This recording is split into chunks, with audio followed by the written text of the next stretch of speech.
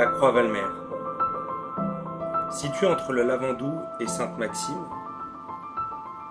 à l'entrée sud de la presqu'île de Saint-Tropez, la station balnéaire est adossée à la Corniche des Morts dans un site très verdoyant.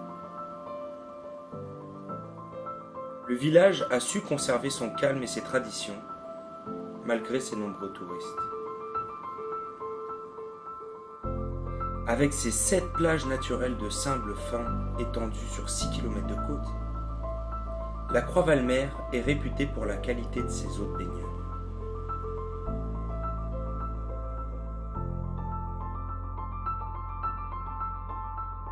La plage de Gigaro est l'une des plages qui a le plus de succès.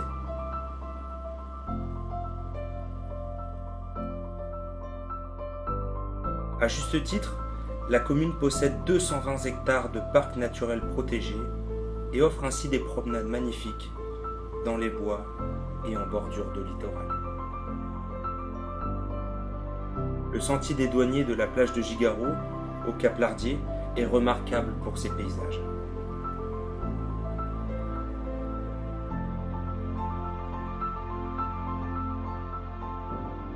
Le vieux village est dominé par la tour de l'horloge du XIVe siècle, vestige d'un château fort et d'anciennes fortifications. On peut d'ailleurs encore y apercevoir un ancien moulin à vent.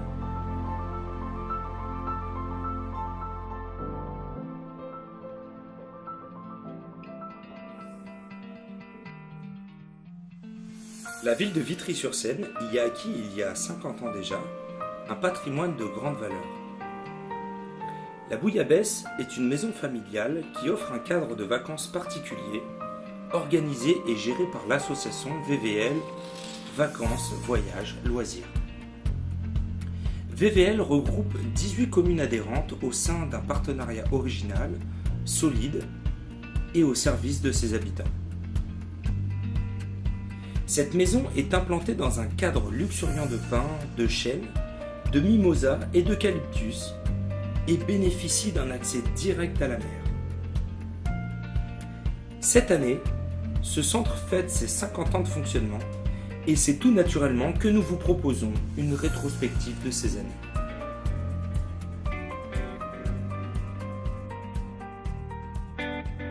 Vitry-sur-Seine, une ville de plus de 90 000 habitants, soit presque 10% de la population de son département.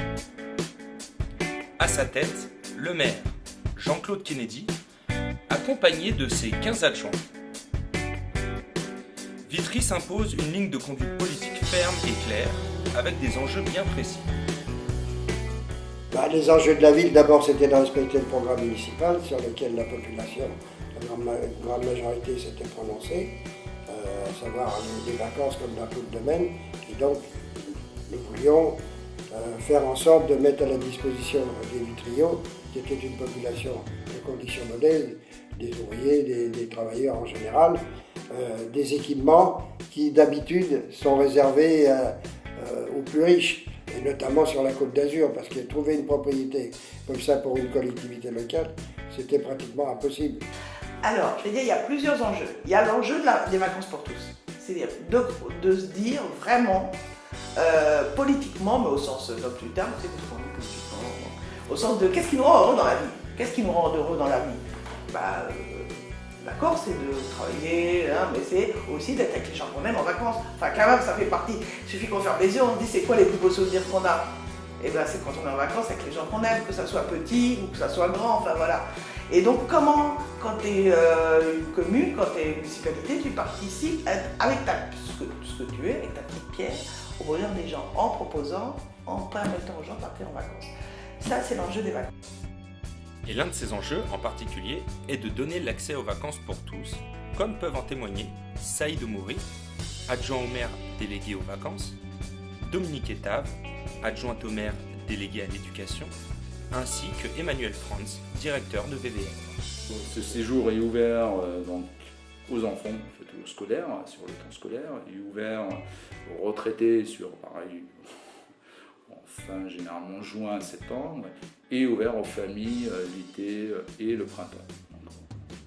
Déjà partir, c'est indispensable. pour nos enfants, surtout nos enfants de banlieue qui connaissent beaucoup le béton et un petit peu moins les régions de France. Et partir à la Croix-Valmer, c'est magique. Les vacances pour tous, c'est avec un T majuscule. Donc les vacances pour tous, c'est pour tout le monde. Et donc l'idée, c'est effectivement d'assurer une mixité sociale. C'est au travers de ce site-là de permettre à des prix raisonnables de partir, je dirais, à tout type de catégories socio-professionnelles et de créer justement ce brassage, ce vivre ensemble que nous recherchons au travers du droit aux vacances, qui permettent à chacun, quand il rentre, d'avoir découvert quelque chose de plus, que ce soit chez l'autre, dans l'environnement, et de partager aussi ce qui...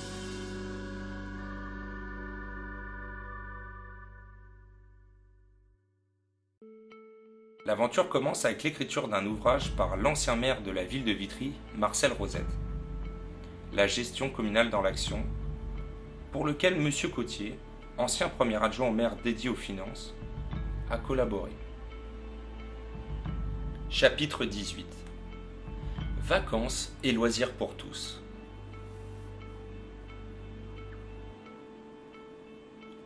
Il s'agit d'un droit imprescriptible conquis par les travailleurs et d'un domaine important de l'activité politique des municipalités communistes.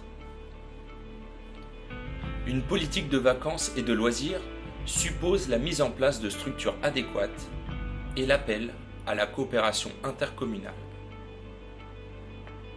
On se penchera spécialement sur l'organisation des bases de plein air et de loisirs et des centres aérés et centres de loisirs d'enfants. Dès 1968, on a ouvert dans les conditions de l'époque. Parce qu'il y avait, vous verrez, il y a un bâtiment principal et il n'y avait rien autour. Et les premières années, et même cette année-là, il y a des familles qui ont été hébergées dans l'ancienne maison avec la cuisine qui était ce qui était à l'époque. Et les gens pouvaient camper dans la propriété un peu plus loin. Et après, il y a eu deux grosses opérations. Le maire de l'époque, Monsieur Rosette, ils avaient acheté déjà Saint-François-Longchamp. Nous, on avait été visiter parce qu'on était embauchés pour Saint-François-Longchamp. Mais il nous a dit de ne pas nous exciter parce qu'il pensait trouver avoir une maison sur la Côte d'Azur. Et comme c'était une structure beaucoup plus grande pour recevoir beaucoup plus de personnes, on a gardé le bâtiment principal et on a construit des bâtiments, vous verrez, un peu plus loin. On a construit deux en dehors du pavillon du gardien.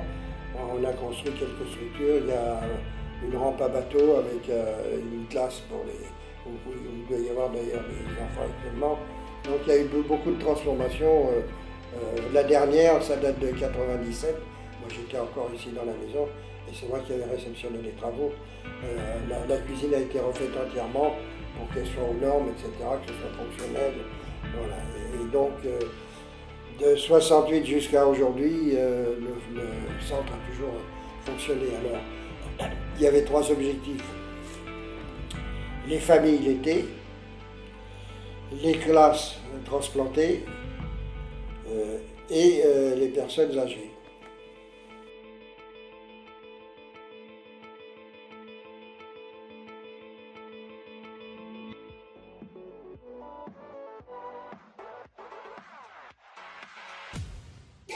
Ce centre familial dispose donc d'une infrastructure permettant l'accueil d'un grand nombre de participants dans des conditions des plus convenables.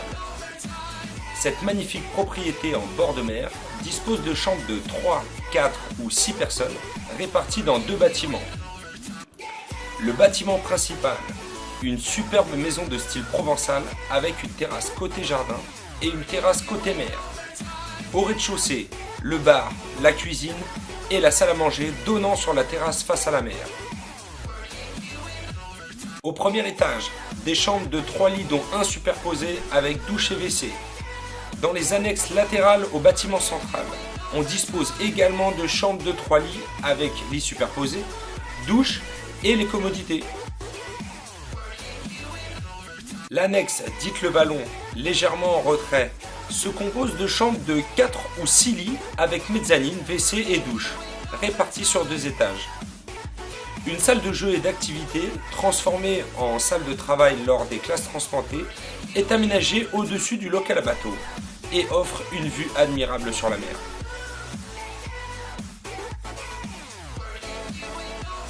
Mais la bouillabaisse, ce ne sont pas que des briques et des pierres au bord de l'eau, c'est aussi et avant tout un cadre chaleureux et une bonne ambiance grâce à des moyens humains mis à disposition par VVL en direction de ses participants. Donc la mission qui nous est confiée par la ville de Vitry, c'est d'ouvrir le centre pour accueillir les classes de découverte, les familles bientôt dans quelques jours, et de mettre en place toute l'organisation technique, logistique, donc d'organiser, de faire les repas. Lui, c'est Robert. Il s'attelle à préparer les repas de la journée. Pour midi, je suis en train de préparer pommes vapeur poisson et ce soir, je suis en train de faire un colombo.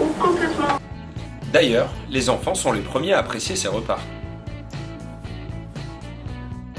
Le système de la cantine, c'est très bon, sauf que les pâtes, elles sont un peu molles. Le système de la cantine, c'est bien servi.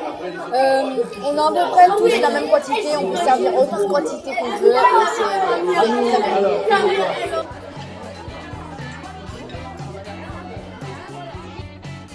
Il y a aussi Pascal. Au sous-sol de l'Annexe Le Vallon, elle est aujourd'hui la lingère. Son boulot, s'assurer que le linge des enfants soit nickel lors des classes transplantées, mais aussi s'occuper de toute la literie. Étant employée toute l'année, elle fait également office d'auxiliaire lorsque le centre n'accueille pas de public.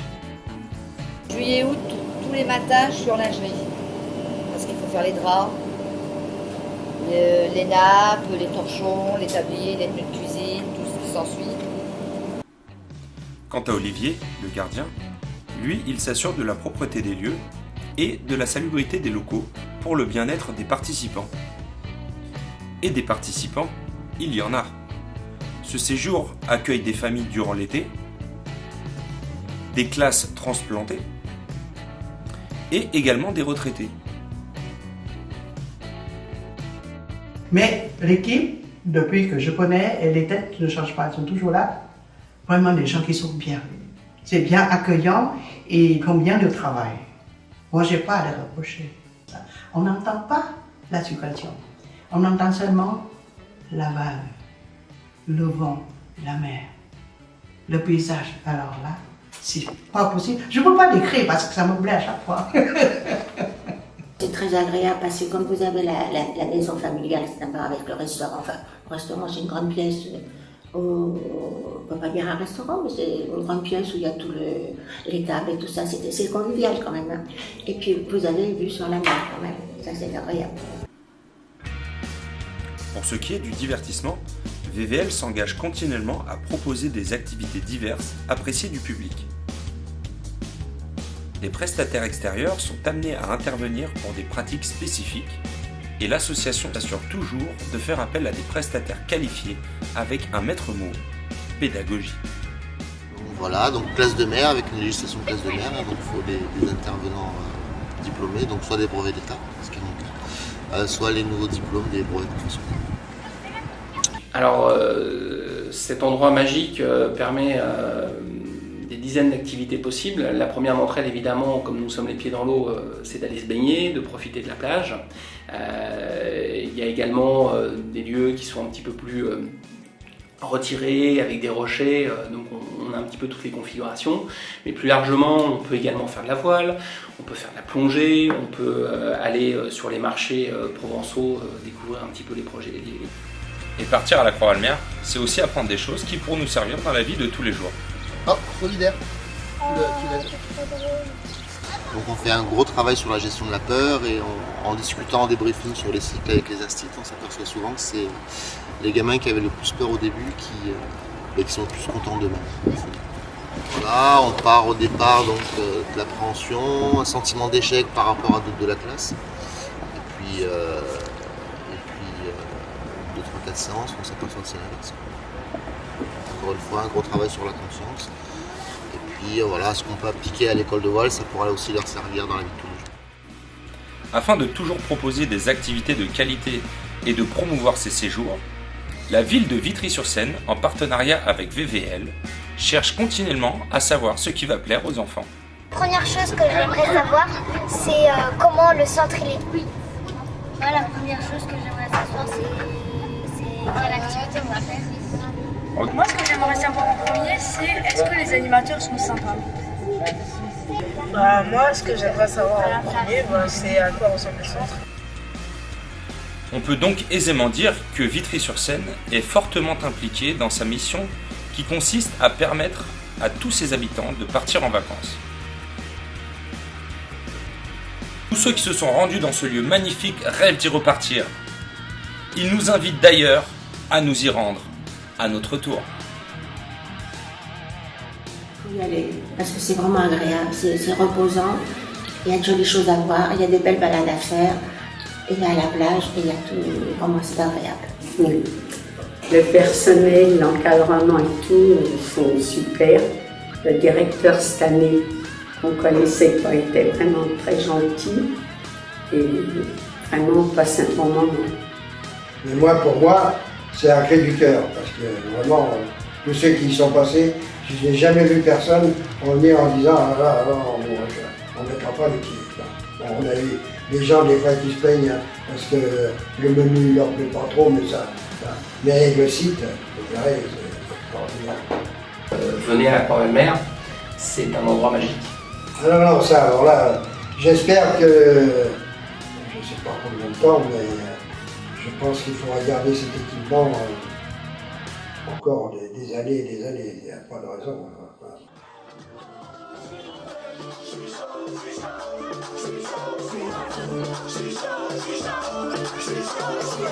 Comme l'équipe d'Algérie en Coupe du Monde au Brésil. Ce soir je suis un warrior, appelle-moi Stephen Curry.